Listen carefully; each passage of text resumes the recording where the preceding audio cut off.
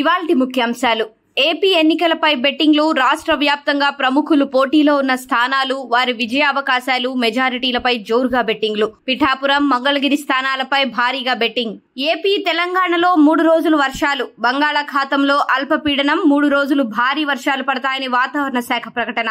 రేపు 5వ దశ పోలింగ్. 6 రాష్ట్రాలు, 2 కేంద్రపాలిత ప్రాంతాల్లోని 49 స్థానాల్లో ఎన్నికలు. బీహార్లో 5, జార్ఖండ్లో 3, మహారాష్ట్రలో 13, ఒడిశాలో 5, ఉత్తరప్రదేశ్లో 14, పశ్చిమ బెంగాల్ 7, జమ్మూ అండ్ కాశ్మీర్, లడఖ్లో ఒక్కో స్థానానికి పోలింగ్. తిరుమలలో భక్తుల రద్దీ. 3 కిలోమీటర్ల మేర బారులు.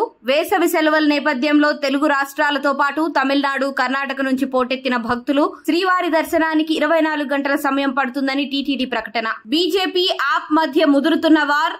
ఆప్ నేతల అరెస్టుపై బీజేపీకి కేజ్రీవాల్ సవాల్. బీజేపీ ఆఫీసుకు ఎంపీలు, ఎమ్మెల్యేలతో వస్తానని కేజ్రీవాల్ ప్రకటన.